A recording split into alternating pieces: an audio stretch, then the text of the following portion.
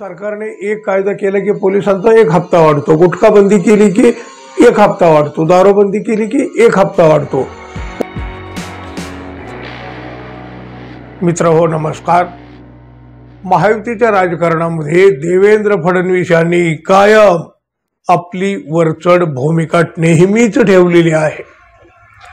एकनाथ शिंदे गटाचा मंत्री असो किंवा अजित पवार गटाचा, होल्ड मात्र अख्ख्या मंत्रिमंडळावर फक्त देवेंद्र फडणवीस यांचा, आणि ते साहजिक आहे, मुख्यमंत्री आहेत, त्यांचा तो अधिकार आहे।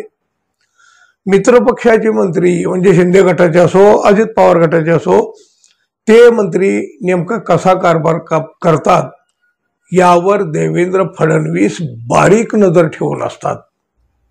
त्यामुळे अनेक मंत्र्यांची मोठी कोंडी होते, पंचायत होते।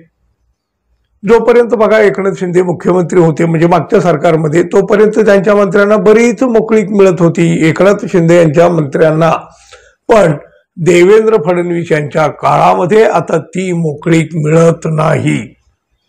शिंदे गटातील अकार्यक्षम मंत्र्यांना फडणवीस यांनी कानपिचक्या दिलेल्या आहेतच, पण 100 दिवसातील कामाचा आढावा जेव्हा देवेंद्र फडणवीस यांनी घेतला तेव्हा शिंदे गटातील काही मंत्री अकार्यक्षम असल्याचं आढळून आलं। अहो, विशेष म्हणजे यामध्ये स्वतः एकनाथ शिंदे यांचं सुद्धा नाव आहे। एकनाथ शिंदे तर म्हणतात, मी रात्री झोपत नाही, दिवस रात्र लोकांची कामं करीत असतो, पण त्यांच्या खात्याला दिलेली उद्दिष्ट त्यांनी मुदतीत पूर्ण केली नाहीत। मग हे कसं? आणि हेच दाखवून त्यासाठी त्यांना 15 दिवसांची वाढीव मुदत फडणवीसांनी दिली। यावेळी बघा, देवेंद्र फडणवीस यांच्या विभागाचा आढावा मग कोणी घ्यायचा, ते दुसऱ्याचं पाहतात, त्यांचं कोण पाहायचं, अशा प्रकारचे प्रश्न खासगीमध्ये विचारले गेले। आणि आता मात्र एकनाथ शिंदे गटाचे एक आमदार संजय गायकवाड यांनी गृहमंत्री देवेंद्र फडणवीस यांच्याच विभागावर मोठा आरोप केला। फडणवीस यांच्या खात्यामध्ये नेमकं काय चालतं याकडे त्यांनी बोट दाखवलं आहे। सरकार कुठलेही असले तरी बघा, सरकारी विभागातील भ्रष्टाचार कधीही थांबला नाही, अहो कमी सुद्धा झालेला नाही। त्यातल्या त्यात पोलीस विभाग, महसूल विभाग, अहो अशा खात्यामध्ये काय काय चालतं, कसं कसं चालतं याची सर्वसामान्य जनतेला सुद्धा माहिती आहे।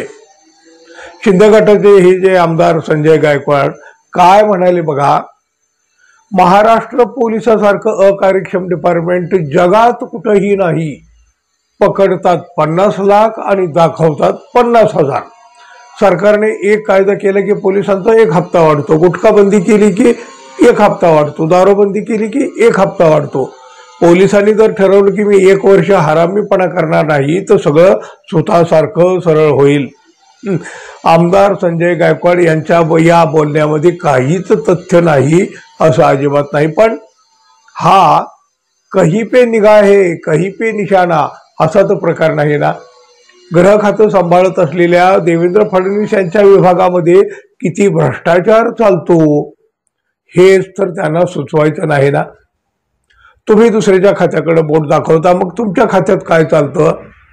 दिव्याखाली अंधार असतो, याचीच जाणीव फडणवीस यांना करून देण्याचा हा प्रयत्न तर नाही ना।